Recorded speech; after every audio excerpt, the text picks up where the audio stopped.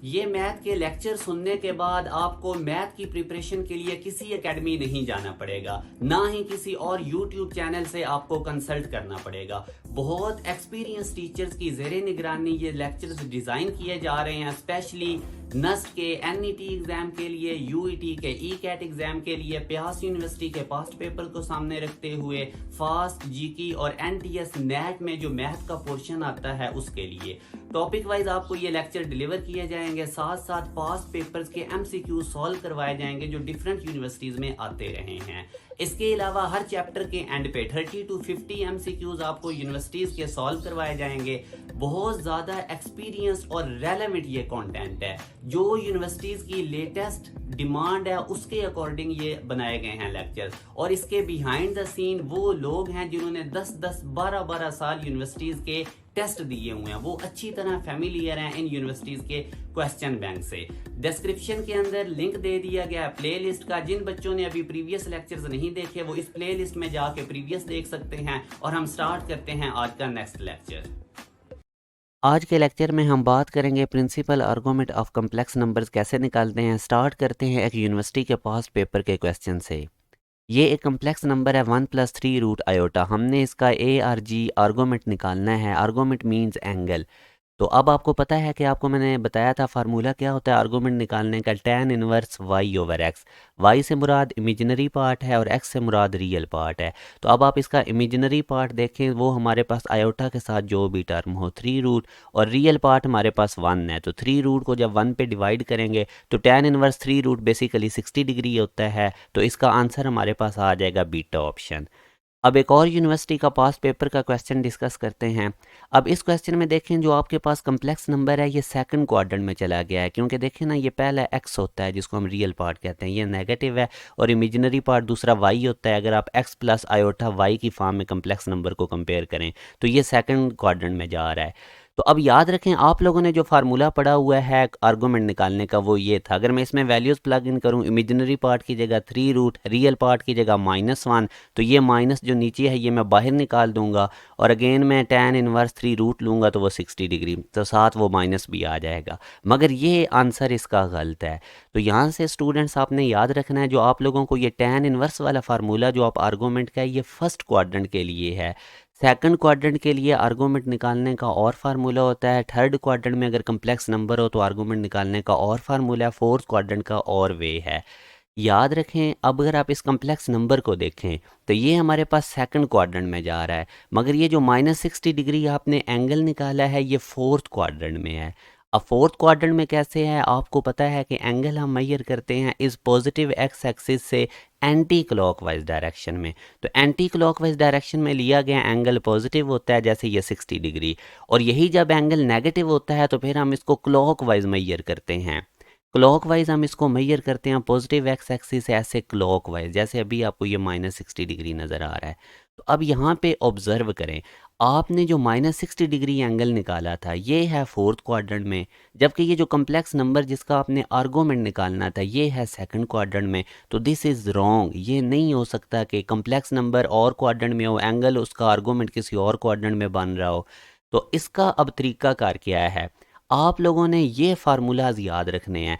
अगर first quadrant में complex number है जैसे कि पिछले क्वेश्चन में था, उसका रियल पार्ट भी पॉजिटिव, इमेजिनरी पार्ट भी पॉजिटिव, फिर आप लोगों ने इस फार्मूला से आर्गूमेंट निकालना है tan इनवर्स y/x, सिंपल जो भी आपने पहला क्वेश्चन भी सॉल्व किया था।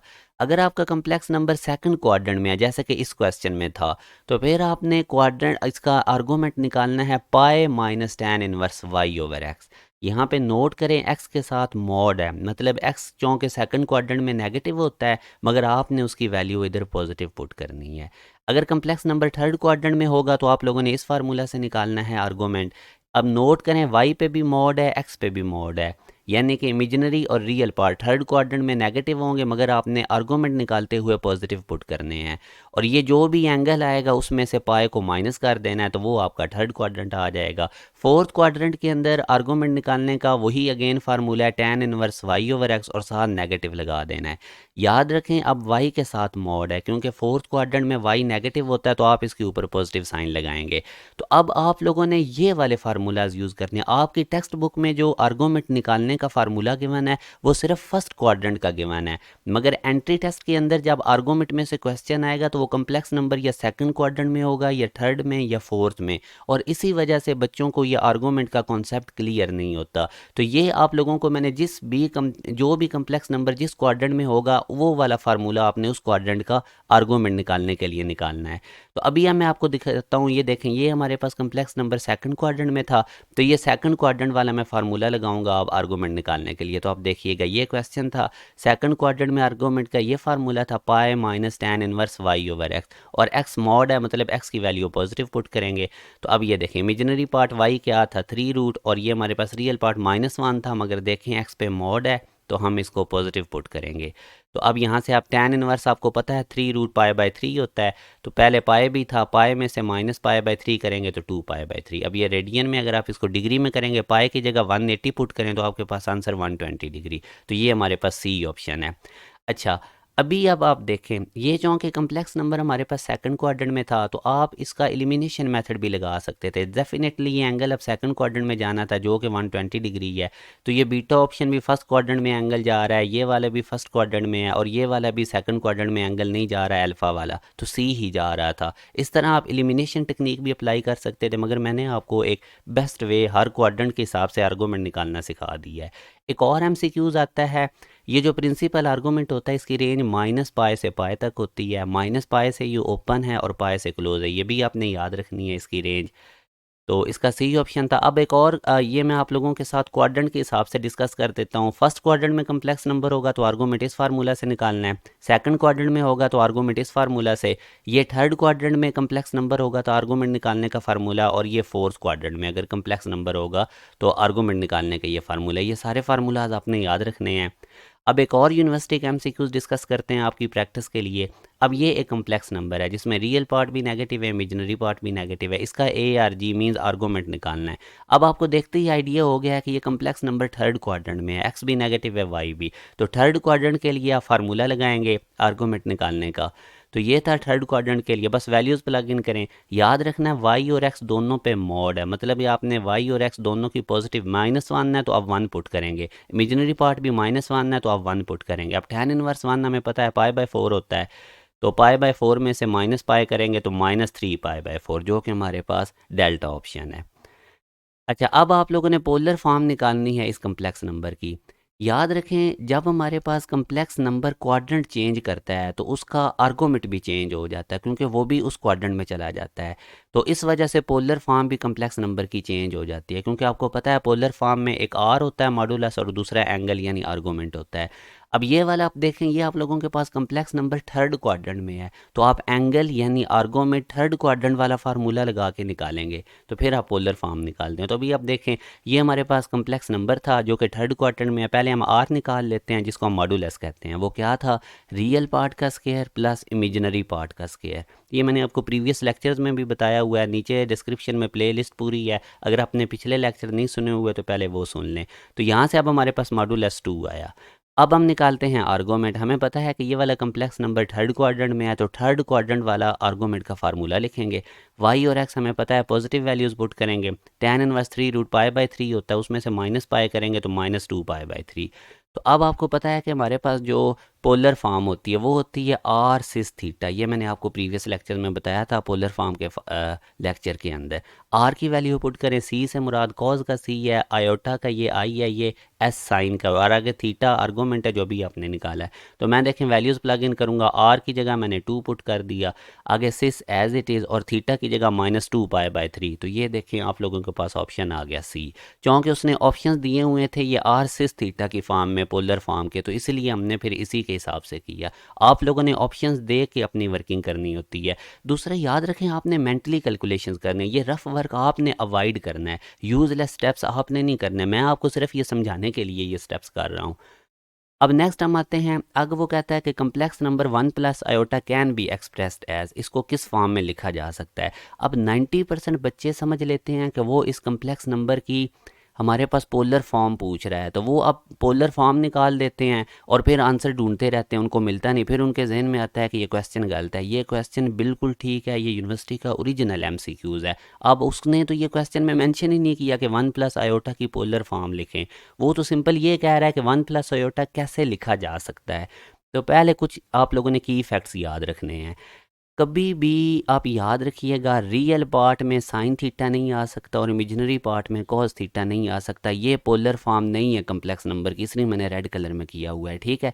आपको पता है कि रियल पार्ट में हमेशा कॉस होता है और इमेजिनरी पार्ट में साइन होता है। X plus iota y, x की जगह कॉस और वाई की जगह साइन, ये पोलर फॉर्म नहीं है। अच्छा, आगे आप देखें, ये देखें, ये भी पोलर फॉर्म नहीं है। कॉस के साथ एंगल थीटा है मगर साइन के साथ एंगल फाई है, तो एंगल सेम होगा पोलर फॉर्म में। हमेशा याद रखें ये वाली पोलर फॉर्म होती है कम्प्लेक्स नंबर की, r into cos theta plus iota sine theta. Angle भी सेम होगा थीटा थीटा, और रियल पार्ट में कॉस होगा, इमेजिनरी पार्ट में साइन होगा। तो अब अगर आप देखें, ये देखें, इधर एंगल 60 डिग्री या ए ऑप्शन में, इधर एंगल 30 डिग्री है, तो ये पोलर फॉर्म ना हुई। अभी मैंने आपको कहा था पोलर फॉर्म में एंगल सेम होता है। ना ही बीटा ऑप्शन वाली पोलर फॉर्म है, एंगल डिफरेंट है, ये भी एंगल डिफरेंट है सी ऑप्शन में, और डेल्टा ऑप्शन में भी एंगल डिफरेंट है। तो इसका मतलब ये हुआ कि ये जो ऑप्शंस हैं ये 1 प्लस आयोटा की पोलर फॉर्म नहीं है।